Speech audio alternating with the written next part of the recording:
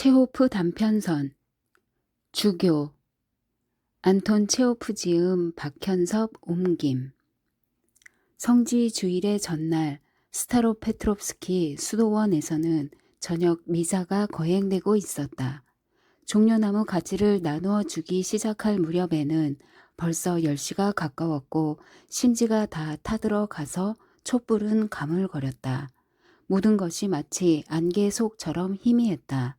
성당의 어둠 속에서 군중은 마치 파도처럼 출렁거리고 있었고 벌써 사흘째 몸이 불편한 표트르 주교 예하에게는 사람들의 얼굴이 늙었건 젊었건 남자이건 여자이건 상관없이 모두 비슷비슷해 보였다. 종려나무 가지를 얻으러 온 사람들은 모두가 한결같은 눈빛을 하고 있었다. 안개 속에서 문은 보이지 않았고 계속 밀려오는 군중의 행렬은 영원히 그치지 않을 것만 같았다. 여성 성가대가 찬송가를 부르는 동안 수녀는 기도문을 낭송하고 있었다. 어쩌면 이토록 무더운가. 숨이 막힐 지경이다. 저녁 미사를 또 왜 이다지도 오래 끄는가. 표트르 예하는 진이 빠졌다. 숨이 가빠지면서 목이 탔다. 피로로 인해 어깨가 쑤시고 다리는 후들거렸다. 게다가 찬송가 사이사이에 들리는 유로 지브이의 괴성이 영 언짢았다. 그뿐만이 아니었다. 못 본 지 9년이 지난 생모 마리아 티모페 예브나가 벼랑간 군중 속에서 나와 그에게로 다가오고 있지 않은가. 필경 헛것을 보고 있는 것이다. 어머니 혹은 어머니를 닮은 노파는 주교로부터 종려나무 가지를 받고 물러나더니 군중 속에 섞여 들어갈 때까지 줄곧 기쁨에 찬 선량한 미소를 지으며 즐겁게 주교를 응시하고 있었다. 주교의 얼굴에는 어찌된 일인지 눈물이 흘러내렸다. 마음은 차분히 가라앉았고 모든 일이 순조로웠지만 그는 꼼짝 않고 좌측 성가대석을 바라보면서 울고 있었다. 기도문을 낭송하고 있는 그들의 얼굴은 저녁 어스름 탓에 전혀 분간되지 않았다. 주교의 얼굴과 턱수염 위에서 눈물이 반짝거렸다. 멀지 않은 곳에서 누군가가 울음을 터뜨리니까 뒤이어 또 누군가가 그리고 또 누군가가 울음을 터뜨렸다. 그리하여 교회는 온통 낮은 흐느낌으로 가득 찼다. 얼마 후 한 5분쯤 지나서 수녀 성가대가 찬송가를 부를 때가 돼서야 사람들은 울음을 그쳤고 모든 것은 방금 전의 상태로 돌아갔다. 마침내 미사가 끝났다. 주교가 집으로 가려고 사륜 마차에 올라앉자 달빛으로 환한 정원 가득히 고귀하고도 묵직한 방울소리가 아름답고 즐겁게 울려 퍼졌다. 하얀 담장, 무덤 위에 하얀 십자가들, 하얀 자작나무들, 시꺼먼 어둠, 수도원 위로 멀리 떠 있는 달. 이런 것들은 인간과 흡사하면서 그들 나름의 독특하고 불가사의한 생명을 누리고 있는 것처럼 보였다. 4월 초순이었기에 낮에는 따뜻했지만 저녁이 되니 쌀쌀해지면서 살얼음이 얼기 시작했다. 그러나 부드럽고 청량한 공기에서는 봄의 숨결이 느껴졌다. 수도원에서 시내로 가는 길은 모래밭이었으므로 마른 속도를 늦춰야 했다. 순례자들이 밝고 고요한 달빛을 받으며 마차 양 옆에서 천천히 따라오고 있었다. 사람들은 모두 생각에 잠긴 채 말이 없었다. 그들을 둘러싸고 있는 모든 사물들, 나무들이며 하늘이며 달조차도 모두가 상냥하고 참신하고 친근하게 느껴졌다. 언제까지라도 이런 느낌이 계속되길 바라는 심정들이었다. 이윽고 마차는 시내로 들어와 대로에 접어들었다. 상점들은 이미 문을 닫은 뒤였다. 다만 거상 예라킨의 가게에서 시험삼아 전등을 켜놓고 있었으며 심하게 깜빡거리는 전등 주변에 사람들이 모여 있었다. 마차는 인적 없는 넓고 어두운 거리들을 하나씩 지나쳐 시골길로 나아갔다. 들판에 이르자 소나무 향기가 났다. 갑자기 눈 앞에 톱니 모양의 하얀 담장이 나타나면서 그 너머로 높다란 종로가 한껏 달빛을 받고 있는 것이 보였다. 그 옆에 나란히 5개의 커다란 황금 지붕들이 빛을 발하고 있었다. 그것은 표트르 예하가 살고 있는 판크라티옙스키 수도원이었다. 사색에 잠긴 달은 이곳 수도원 위에도 고요히 걸려 있었다. 마차는 모래 위를 사각거리며 정문 안으로 들어갔다. 달빛 아래 어른거리는 수도사들의 검은 그림자가 보였고 이들이 돌바닥 위를 걷는 소리가 들려왔다. 예하께서 안 계신 사이에 어머니께서 오셨습니다. 예하가 자기 방으로 들어가려 할 때 당번 수도사가 보고했다. 어머니라고? 언제 오셨지? 저녁 미사 전이었습니다. 예하께서 어디 계신지 물어보시고는 수녀원으로 가셨습니다. 그렇다면 내가 조금 전에 성당에서 본 사람이 어머니가 맞았구나. 오 주여. 예하는 기쁨에 겨워 웃음을 터뜨렸다. 예하, 그분들이 내일 오신다고 여쭈어달라 분부하셨습니다. 수도사는 덧붙였다. 아가씨 한 분도 같이 오셨는데 아마 손녀인가 봅니다. 일행은 옵샤니코프 여관에 머물고 계십니다. 지금 몇 시인가? 11시가 막 지났습니다. 답답한 노릇이군. 예아는 벌써 그렇게 늦었다는 사실이 믿기지 않는 듯 생각을 추스리며 응접실에 잠시 앉아 있었다. 팔다리가 쑤시고 뒷골이 당겼다. 방은 무덥고 불편했다. 잠깐 쉬었다가 침실로 간 그는 또다시 앉아서 어머니에 관해 생각했다. 당번 수도사가 나가는 소리에 이어 벽 너머에서 시소이 신부의 기침 소리가 들려왔다. 수도원의 시계가 11시 15분을 알렸다. 예아는 옷을 갈아입고 취침 기도를 올리기 시작했다. 그는 이미 오래전부터 익숙해진 이 기도를 정성 들여 외우면서도 한편으로는 어머니에 대해 생각했다. 그녀에게는 9명의 자녀와 40명가량의 손주가 있었다. 보재인 남편과 함께 가난한 마을에서 사셨는데 17살 때부터 60살 때까지니까 꽤나 오랜 기간이었다. 예아는 아주 어린 시절 거의 3살 때부터 어머니에 대한 기억을 간직하고 있었다. 얼마나 그녀를 사랑했던가. 평화롭고 소중했던 잊을 수 없는 어린 시절. 이제는 영영 흘러가 버려서 돌이킬 수 없는 그 시절은 어째서 실제보다 더 밝고 태평하고 풍요로워 보이는 걸까. 유년 시절이나 소년 시절 그가 병이 났을 때 어머니는 얼마나 부드럽고 세심하게 그를 보살폈던가. 이제 회상과 뒤섞인 기도는 마치 불꽃처럼 점점 더 선명하게 타올랐지만 어머니에 대한 생각에 방해가 되지는 않았다. 그는 기도를 마친 뒤 옷을 벗고 자리에 누웠다. 주위가 캄캄해지자마자 곧바로 돌아가신 아버지, 어머니, 고향 마을 레소폴리에가 눈앞에 어른거렸다.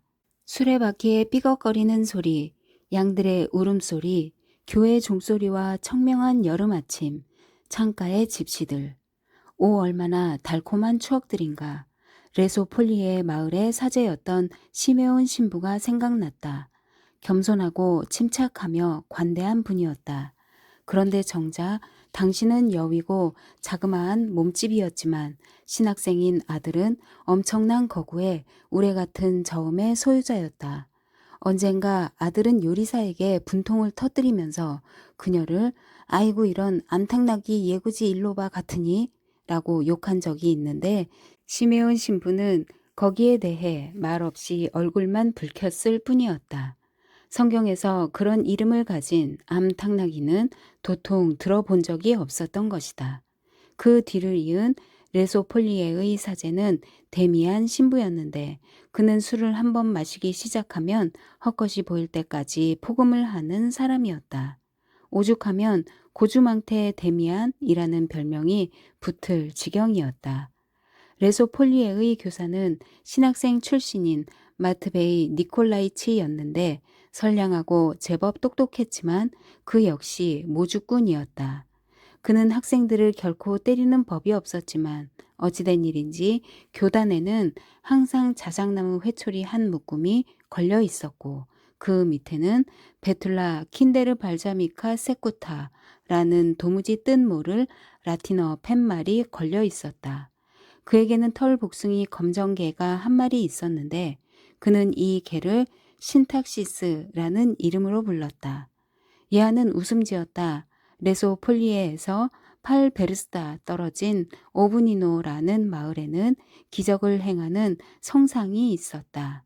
여름이 되면 십자가를 앞세운 행렬이 오브니노 마을에 성상을 모시고 이 마을 저 마을을 돌아다니며 하루 종일 종을 울려댔다.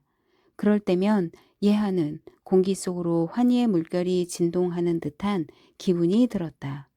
그는 그때는 파블루샤라는 이름으로 불렸다. 털모자도 쓰지 않고 맨발로 그 뒤를 쫓아다녔다.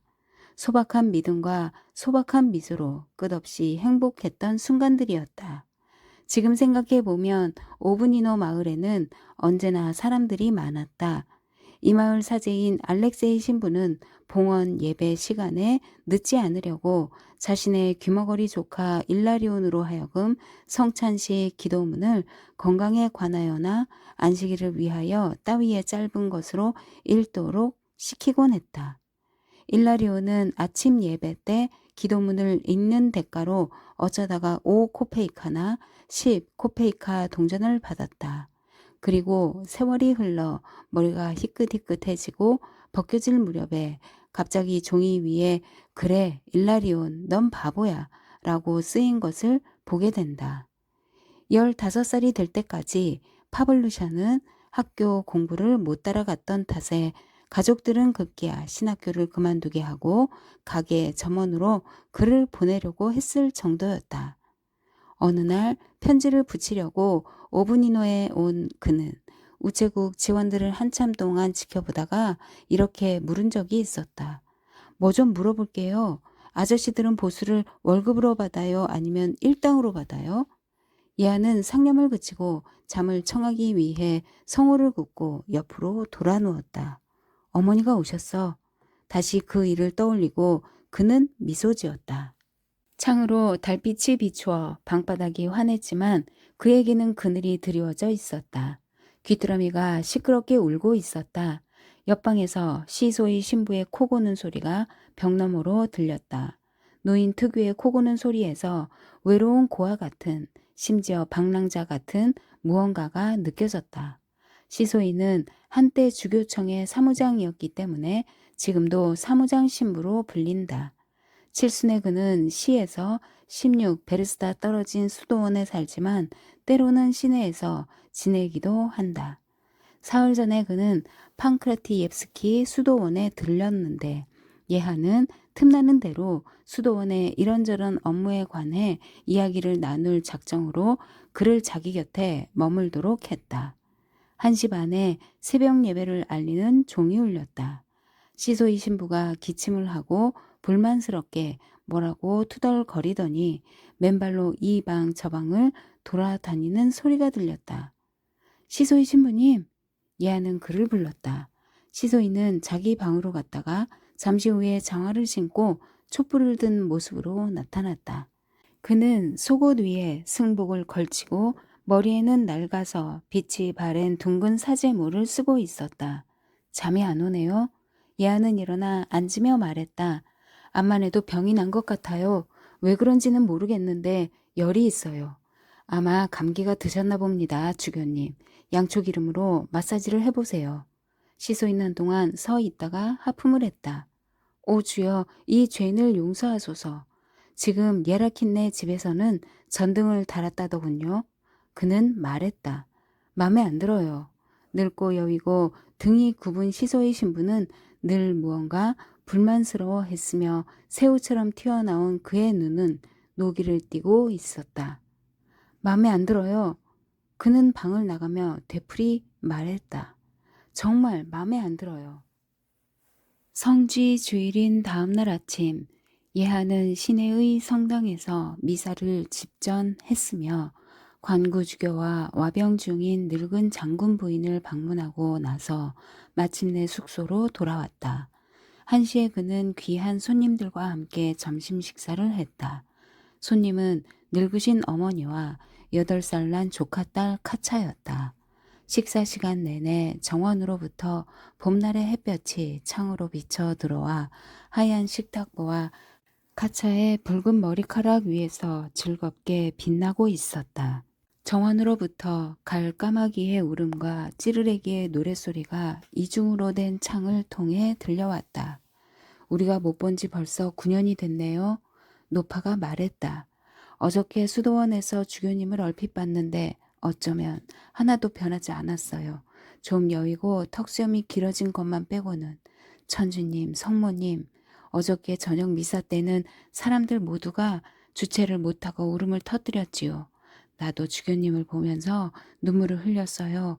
왜 그랬는지 나도 몰라. 주님의 뜻이지. 비록 그녀는 다정하게 이야기하고 있었지만 거북한 기색이 역력했다. 그를 너라고 불러야 할지 주교님이라고 불러야 할지 웃어야 할지 말아야 할지 갈피를 잡을 수가 없었다. 또한 자신이 주교의 어머니라기보다는 단지 보제의 부인이라는 느낌도 들었다. 한편 카차는 앞에 있는 사람이 어떤 인간인지 알아내야겠다는 듯 자신의 삼촌을 뚫어져라 응시하고 있었다. 아이의 머리카락은 머리핀과 벨벳 리본 위로 빠져나와서 마치 후광처럼 솟아올라 있었으며 코는 오똑했고 눈동자는 약삭빠르게 빛났다. 아이가 식탁에 앉다가 벌써 잔 하나를 깨뜨렸기 때문에 할머니는 이야기를 하면서도 찻잔이며 술잔을 아이로부터 멀찌감치 치워놓고 있었다. 예하는 어머니의 이야기를 들으면서 언젠가 멀고 먼 옛날 그녀가 자신과 형제 자매들을 개중 형편이 좀 나은 친척들에게 데려갔던 일이 생각났다. 그때는 자식들 때문에 바쁘더니 이제는 손자들 차례가 된 것이다. 카차도 그래서 여기 데려온 것이지. 주교님의 누이 되는 바렌가는 애가 넷이지요. 그녀는 말했다. 여기 카차가 장녀예요. 하늘도 무심하시지. 난데없이 애 아버지 이반이 병에 걸려서 성모 순천이를 사흘 앞두고 죽어버렸지 뭡니까? 우리 바렌가 혼자 어떻게 살라고. 니까노르는 어떻게 됐어요? 예하는 자기 맏형의 안부를 물었다. 별일 없어요. 주님 덕분에 별일 없이 그럭저럭 살지요. 다만 한 가지 있다면 아들 니콜라샤, 그러니까 우리 손자가 성직을 마다하더니 의사가 되겠다고 대학에 간 거예요. 자기는 그게 낫다고 하지만 누가 알겠어요. 주님의 뜻이거니 해야죠. 니콜라샤는 죽은 사람의 배를 쨘대요.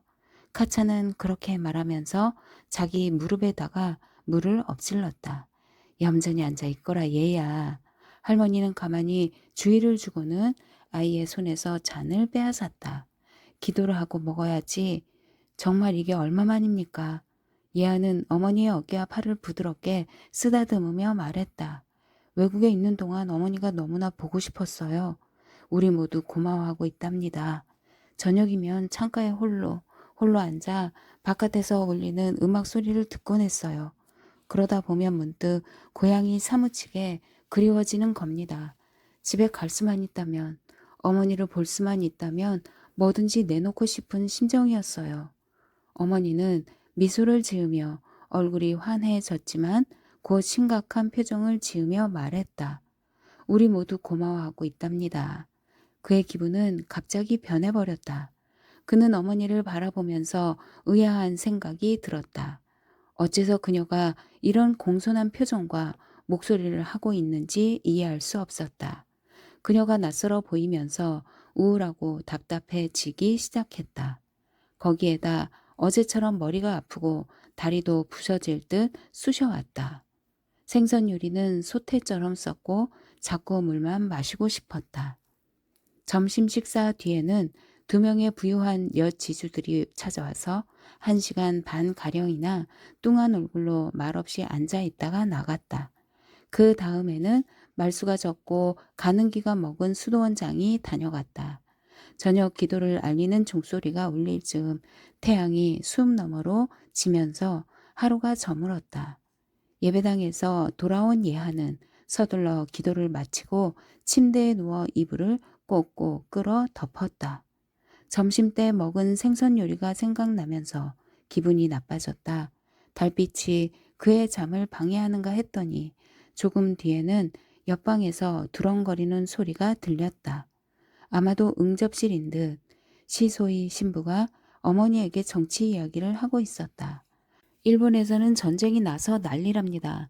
일본인은 몬테니그로인과 같은 종족이에요. 둘 다 터키의 지배를 받은 적이 있지요. 이어서 마리아 티모페 예브나의 목소리가 들려왔다. 그러니까 기도를 드리고 나서 저기 뭐야 차를 좀 마시고 나서 예고르 신부에게로 갔죠. 무엇이냐 노보하트 노예에 계시는 차를 마시고 나서는 하염없이 이어졌다. 그녀는 마치 일생 동안 차 마시는 일밖에 모르는 사람 같았다. 신학교와 대학 시절의 일들이 천천히 희미하게 떠올랐다.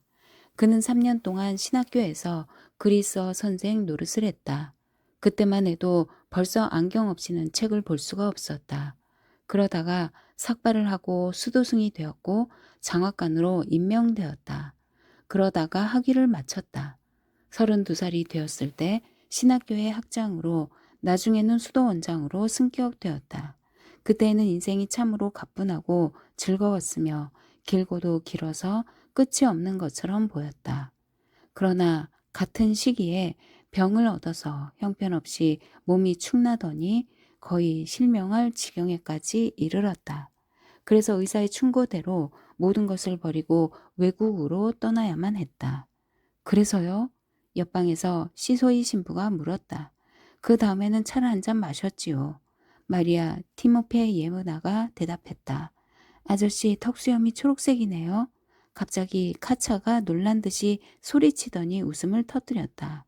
예하는 시소이 신부의 턱수염이 진짜로 초록빛을 띠고 있다는 사실을 상기하고 씩 웃었다. 이런 천벌을 받을. 시소이가 벌컥 화를 내며 소리를 질렀다. 애가 버릇이 없구나. 얌전히 앉아있어. 외국에 가 있는 동안에 봉직했던 하얀 새 교회가 떠올랐다. 따스한 바다의 속삭임도 기억났다. 숙소에는 밝고 천장이 높은 5개의 방이 있었으며 서재에는 새 책상이 놓여 있었다. 많이 읽고 많이 쓰던 시절이었다. 그리고 눈먼 여자 거지가 매일 그의 창 아래에서 기타를 연주하며 연가를 부를 때면 그가 얼마나 고향을 그리워했는가도 생각났다. 웬일인지 그녀의 노래를 들을 때마다 옛날 생각이 났다. 그런데 어느덧 8년이 지나서 러시아는 그를 불러들였고 그는 지금 벌써 주교의 신분이 된 것이다. 모든 것이 어딘가 먼 곳으로 안개 속으로 사라졌다. 꿈속의 일처럼. 시소의 신부가 양초를 들고 침실로 들어왔다. 이런. 그는 놀라서 말했다. 벌써 주무십니까 예하? 무슨 일이죠? 아직 이른데 10시도 안 됐을 겁니다. 수지 마사지를 해드리려고 오늘 양초를 샀어요. 열이 있어요. 예하는 일어나 앉으며 말했다. 뭐라도 해보긴 해야 할 것 같군요. 머리가 영 찌뿌드드한 게. 시소이는 예하의 셔츠를 벗기고 가슴과 등을 양초 기름으로 문지르기 시작했다. 자, 오 주여. 그렇지. 오늘 시내에 다녀왔어요. 그 사람한테 갔었지요. 그 사람이라니요? 사제장 시돈스키 말입니다. 거기서 차를 마셨지요? 그 사람 마음에 안 들어요. 주여, 자, 됐습니다. 마음에 안 들어요. 관구 주교는 매우 뚱뚱한 데다 연로에서 류머티즘과 통풍을 앓고 있었는데 벌써 한 달째 자리에서 일어나지 못하고 있었다. 표트르 예하는 거의 매일같이 관구 주교를 찾아가서 청원자들을 대신 면접해 주고 있었다. 그런데 자신이 병에 걸린 지금 청원자들이 울면서 부탁했던 일들이 얼마나 공허하고 하찮았던 건가를 생각하며 놀라지 않을 수 없었다. 사람들의 무지와 비겁은 그를 화나게 만들었다. 이 모든 하찮고 쓸데없는 일들이 산더미처럼 쌓여 그를 짓눌렀다. 젊은 시절 자유의 의지에 관한 교훈이라는 책을 썼던 광구 주교가 어째서 지금은 머리가 텅 비어 신조차도 잊고 사는 시시한 인간이 되었는가를 이제야 이해할 수 있을 것 같았다. 외국에 있는 동안 러시아의 삶으로부터 너무 멀어져 버린 탓인지 예아는 거기에 다시 익숙해지기가 쉽지 않았다. 민중들은 거칠었고 청원하러 온 아낙네들은 따분하고 어리석었으며 신학생과 그 선생들은 무식함을 넘어서 야만적으로 보였다. 그리고 서류들, 수시로 밀려 들어오는 몇십만 장의 서류들은 또 어떤가. 보직 신부들은 노소를 막론하고 광고의 모든 성직자들에게는 물론 이들의 아내와 자식들에게까지 수나 우, 어쩌다 미라는 품행 점수를 주었고 예하는 이것들을 읽으며 진지한 평가서를 써야만 했다. 한순간에 자유 시간도 없이 그의 정신은 하루 종일 시달렸다. 표트르 예하가 마음을 놓을 수 있는 시간은 예배당 안에 있을 때뿐이었다.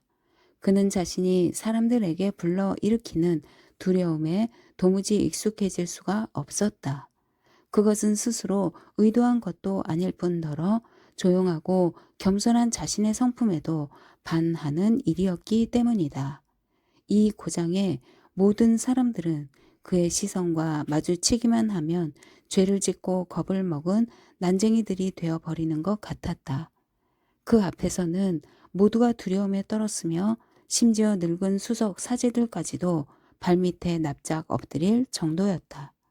얼마 전에는 마을 신부의 아내인 늙은 여자가 청혼을 하러 왔는데 겁에 질려서 말 한마디 못하고 그냥 가버린 일도 있었다. 신자들을 불쌍히 여겨 설교 중에 항상 평정하고 관대한 자세를 잃지 않았으며 한 번도 그들을 질책한 적이 없는 그였지만 청원자들을 면접할 때는 종종 자제심을 잃고 화를 내거나 청원서를 바닥에 팽개친 적이 있었다. 그가 여기에 있는 동안 내내 그 어떤 사람도 그와 진심으로 소박하게 인간 대 인간으로 이야기하지 않았다. 하물며 늙은 어머니까지 예전에 당신과 너무 달라지신 것이다. 그는 궁금했다. 어째서 어머니는 시소의 신부와는 쉴 새 없이 이야기하고 자주 웃으시면서 아들인 자신과 있을 때는 통 말이 없이 심각해 하시고 불편해 하시는 걸까? 그 앞에서 스스럼 없이 행동하고 마음껏 말을 하는 유일한 인간은 시소의 노인 한 사람뿐이었다. 그는 평생 주교들을 수행했으며 그동안 그를 거친 주교만 해도 11명이나 된다. 그래서 그런지 더할 수 없이 완고하고 시끄러운 사람임에도 불구하고 그와 같이 있으면 편했다. 화요일 아침 예배를 마치고 주교청에 간 예하는 청원자들을 면접하면서 흥분하고 화를 내다가 집으로 돌아왔다. 여느 때처럼 몸이 아팠으므로 빨리 침대에 눕고만 싶었다. 그런데 막 방에 들어가려는 찰나에 예라킨이 왔다는 정갈이 들어왔다. 교회의 후원자인 이 젊은 상인이 매우 중요한 일로 찾아왔다는 것이다. 그를 만나주지 않을 수가 없었다. 예라키는 1시간이나 앉아서 거의 고함을 지르듯이 떠들어댔는데 예하는 그가 무슨 말을 하고 있는지 알아듣기가 힘들었다. 그렇게 되기를 빕니다. 그는 나가면서 말했다. 꼭이요. 상황에 따라서요. 예하님, 그러길 바랍니다. 그 뒤에는 먼 곳에 있는 수녀원의 원장이 다녀갔다. 그녀가 가고 나자 저녁 예배를 알리는 종소리가 들렸다. 예배당에 갈 시간이었다.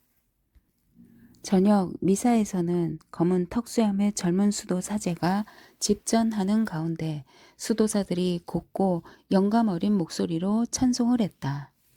한밤중에 찾아온 신랑과 화려한 궁전에 대한 노래를 들으면서 예하는 참회와 비탄의 감정을 느끼기보다는 오히려 영혼의 안식과 고요를 느꼈다.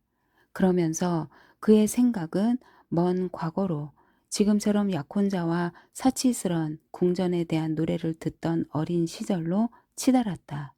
그 옛날의 일들은 실제로는 그랬을 리 없는 아름답고 황홀한 모습으로 눈앞에 생생하게 펼쳐졌다. 저승에서 아마도 우리는 먼 과거에 이승에서 살았던 삶을 바로 이런 감정으로 기억할지도 모른다. 누가 알겠는가? 예하는 어둠이 드리워진 제단 앞에 앉았다. 눈물이 뺨을 타고 흘러내렸다. 그는 생각했다. 지금 그는 자신의 지위에 있는 사람으로서 가능한 모든 것을 성취했으며 여태껏 믿음을 잃지 않았다. 하지만 여전히 모든 것은 불투명했다. 아직도 무언가가 부족했으며 이대로 죽고 싶지 않았다. 여전히 그에게는 무언가 가장 중요한 것이 언젠가 막연하게 꿈꾸었던 그 무엇이 결여되어 있는 것 같았다.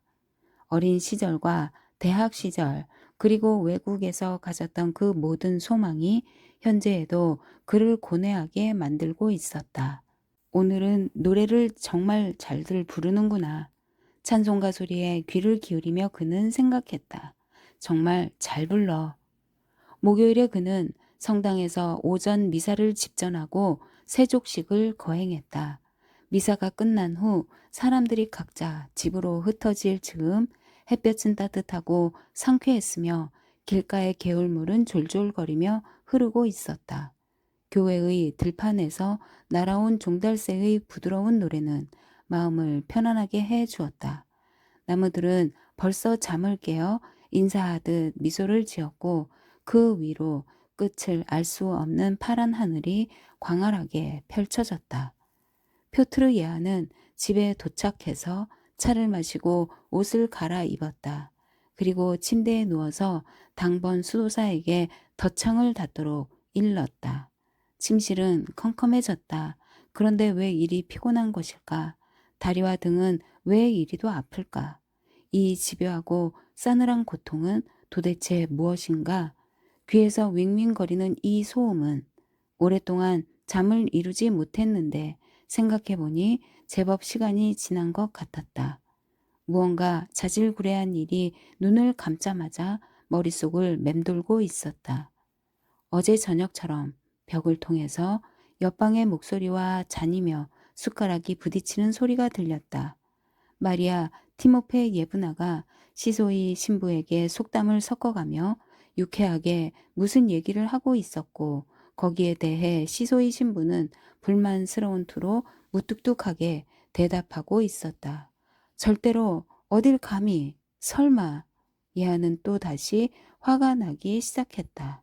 노인네가 다른 사람들에게는 평범하고 소박하게 대하면서도 아들 앞에서는 소심해져서 하고 싶은 말도 잘 안 한다는 사실이 섭섭했다. 심지어 요 며칠 내내 그와 함께 있을 때는 자리가 불편한 듯이 줄곧 일어날 핑계만 찾는 것처럼 보였다. 아버지라면 어땠을까? 그분이 만약 살아계셔서 아들 앞에 있었더라면 아마 한마디도 말을 꺼내지 못했으리라. 옆방에서 뭔가 바닥에 떨어져 깨지는 소리가 들렸다. 시소이 신부가 갑자기 씩씩거리며 소리를 지르는 것으로 보아 필경 카차가 찻잔이나 접시를 깬 모양이었다. 정말 천벌을 받을 계집아이야. 주여 저의 죄를 용서하소서.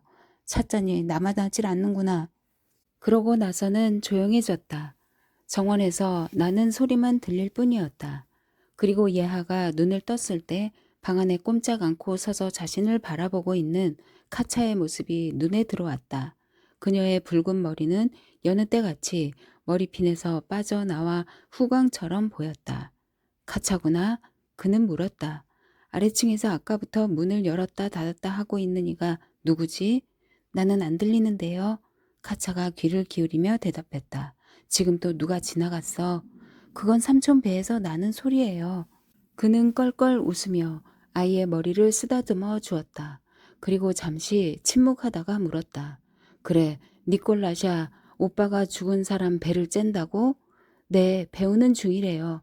오빠는 착하니? 뭐 착해요. 보드카를 너무 마셔서 그렇지. 아버지는 어떤 병으로 돌아가셨니? 아빠는 몸이 약해지면서 바짝바짝 말라가더니 갑자기 편도선에 걸렸어요.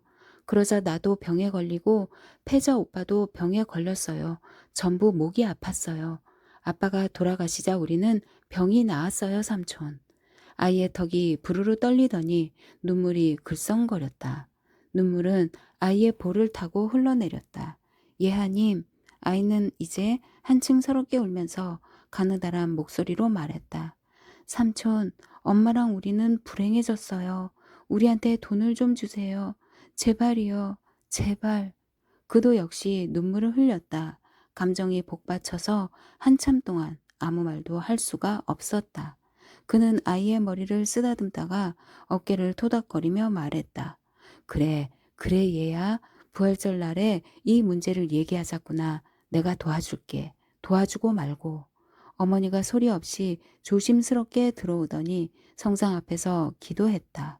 그가 아직 잠들지 않은 것을 보고 어머니는 물었다. 수프 좀 들래요? 아니에요. 고맙지만 입맛이 없어요. 그는 대답했다. 편찮으신 것 같네요. 내가 보기에. 병이 날만도 하지. 하루 종일 돌아다녔으니 하루 종일. 맙소사 보기가 민망할 정도예요. 자, 곧 있으면 부활절이니까 쉴 수 있을 거예요. 그러면 그때 가서 이야기를 나눠요. 지금은 잔소리로 주교님을 성가시게 하고 싶지 않아요. 가자, 가차. 주교님 주무시게. 아주 오래전 그가 아이였을 적에도 그녀는 바로 지금처럼 수선스러울 만큼 예의 바른 태도로 고위 성직자들과 이야기했었던 것이 기억났다. 다만 방을 나가면서 그녀가 얼핏 보여준 온화한 눈동자와 소심하고 걱정이 가득한 눈길은 그래도 그녀가 어머니였음을 알 수 있게 해주었다. 그는 눈을 감았다. 잠이 들었는가 싶었는데 시계종이 2번 울리는 소리와 벽 너머에서 시소의 신부가 기침하는 소리가 들렸다. 그리고 어머니가 다시 들어와서 1분 정도 조심스럽게 그를 바라보다가 나갔다. 마차인지 짐수레인지 소리가 들리는 걸로 보아 누군가 현관에 도착한 모양이었다. 갑자기 노크 소리가 나더니 벌컥 문이 열리며 당번 수도사가 침실로 들어왔다. 예하! 당번 수도사는 큰 소리로 그를 불렀다. 뭐지? 마차가 준비됐습니다. 주님의 순환 의식에 가실 시간입니다. 몇 시지? 7시 15분입니다.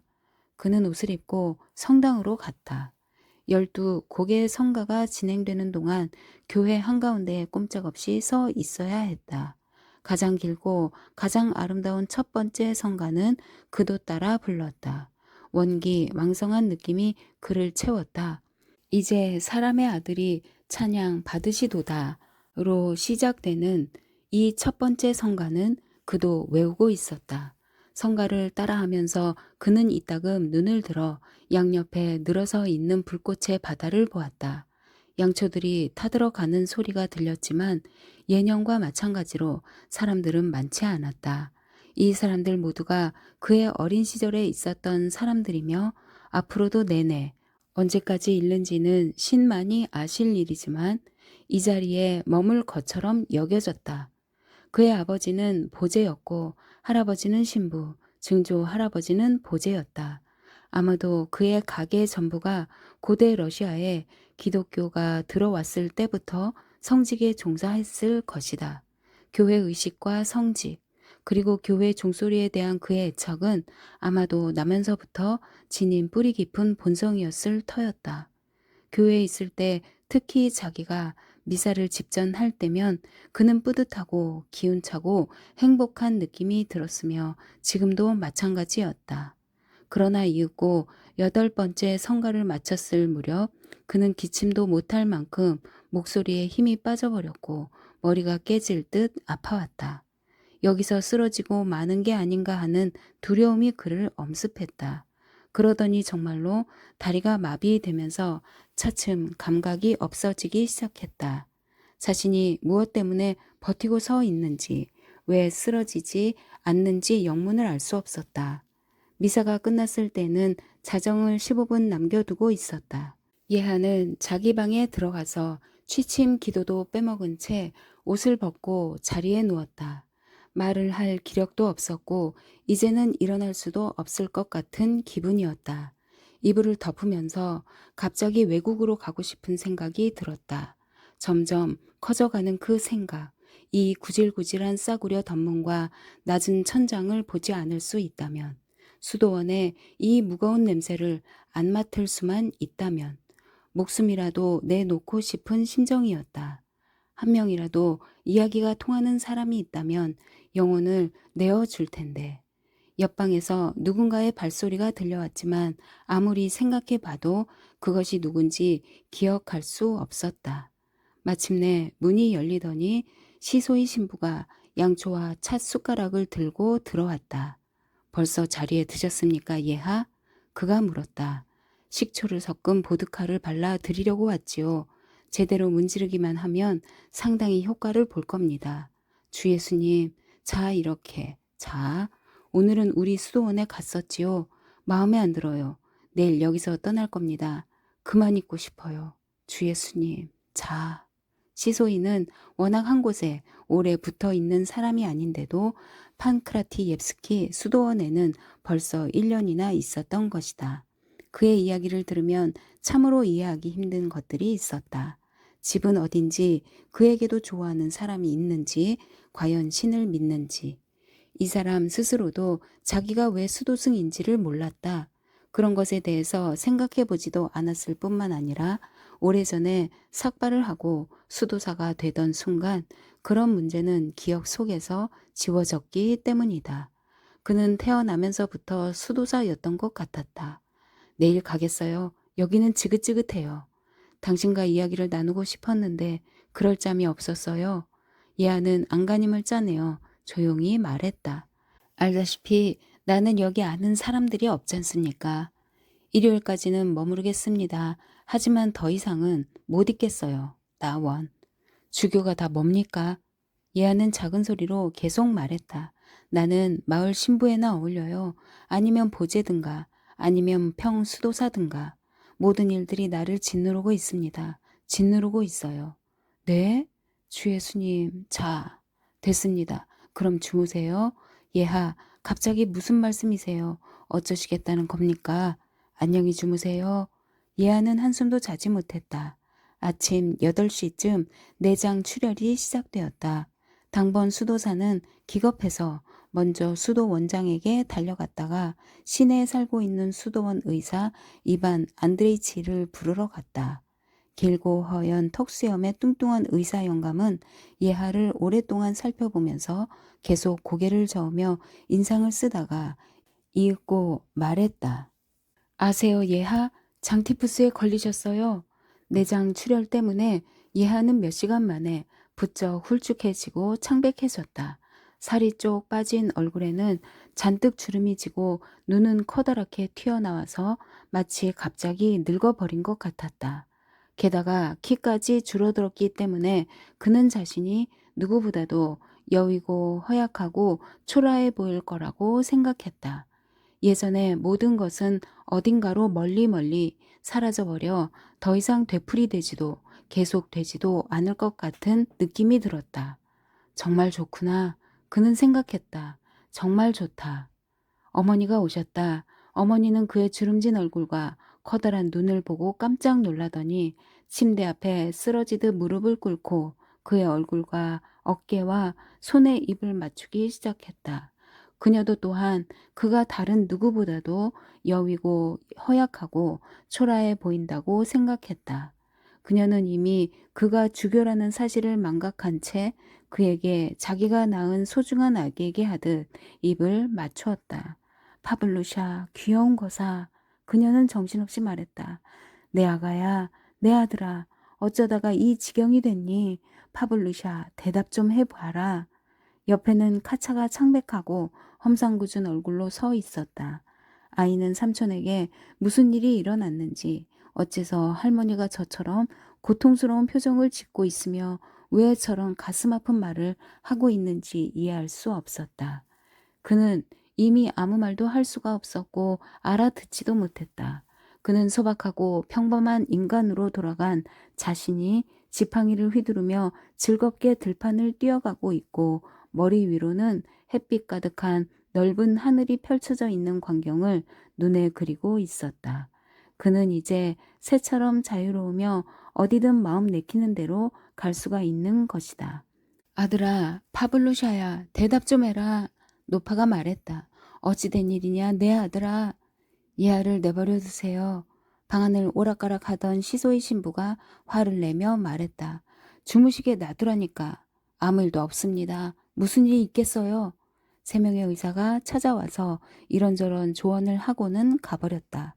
믿어지지 않을 정도로 길고 긴 하루였다. 그 다음에는 밤이 찾아와서 오래도록 계속되었다. 토요일 아침 응접실 소파에 누워있던 노파에게 당번 수도사가 다가오더니 침실에 와 달라고 부탁했다. 이하가 돌아가신 것이다. 다음 날은 부활절이었다. 이 도시에는 42개의 교회와 6개의 수도원이 있었으니 기쁨의 종소리는 아침부터 저녁까지 온 도시 위로 쉼없이 울리면서 대기를 진동시켰다. 새들은 노래 부르고 태양은 화창하게 내리쬐었다.